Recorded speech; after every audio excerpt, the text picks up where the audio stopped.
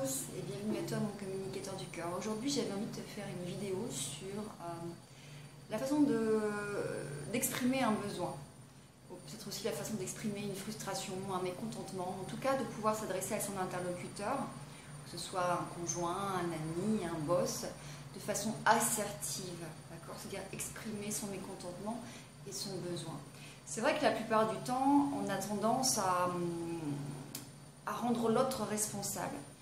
On a tous des visions du monde très différentes. Ça, c'est dû à nos croyances, à nos filtres personnels, nos filtres qui sont très singuliers, qui sont dus à notre culture, notre milieu social, notre religion, nos expériences qui ont pu être positives ou négatives et qui viennent déformer notre réalité, ce qui fait que d'une personne à l'autre, pour une même expérience, on peut avoir des représentations qui soient très différentes et des comportements qui soient très différents.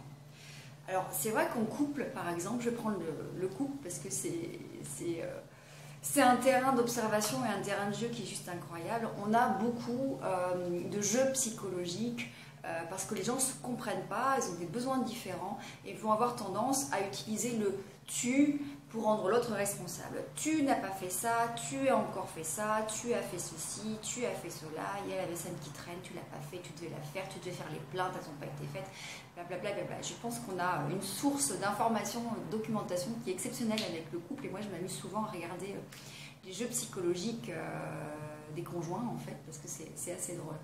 Alors, si vous voulez exprimer quelque chose, il va falloir partir de quelque chose de factuel. C'est-à-dire comme vous étiez un peu en ce qu'on appelle en position méta, en PNL, un observateur qui va analyser la situation.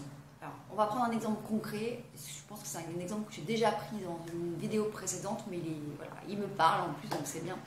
Votre mari, votre conjoint, votre ami rentre tard, il est 22h, 22h30. Et forcément, vous arrivez, vous faites la tronche, parce que vos petites pensées vous ont fait...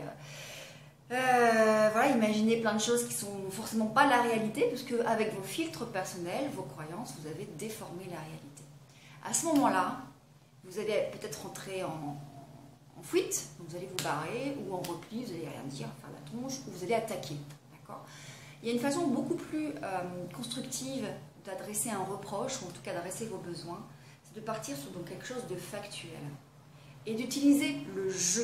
Donc c'est pas tu rentres tard, tu as fait ceci, tu me trompes, tu fais ceci, tu fais cela. C'est je constate, d'accord, c'est moi qui parle avec ma vision du monde.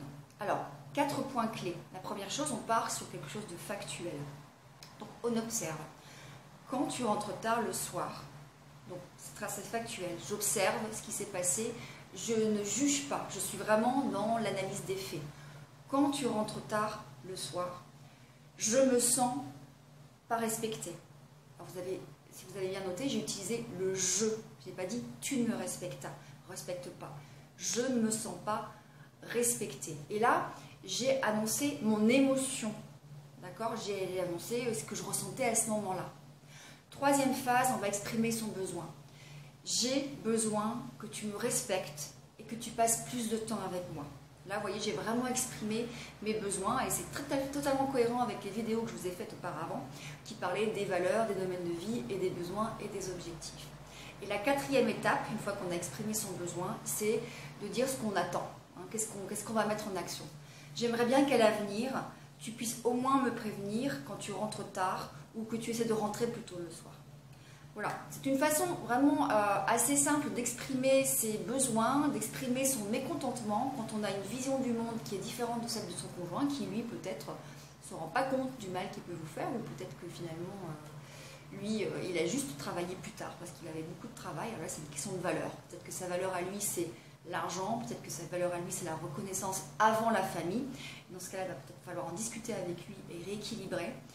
Je vous rappelle les 4 étapes, si vous voulez vraiment exprimer, communiquer à un interlocuteur, que ce soit votre conjoint ou n'importe qui, de façon assertive. Analysez les faits. Donc, quand tu fais ceci, je ressens, vous utilisez le je, vous exprimez votre sentiment, votre émotion. Ce que j'ai besoin, et là vous exprimez votre besoin, j'ai besoin d'être écouté, j'ai besoin de plus d'attention, j'ai besoin d'être embrassé, etc. Et on finit par les attentes et la mise en action. J'espère que ça vous servira, les amis. Je vous aime, les communicateurs du cœur. À très bientôt.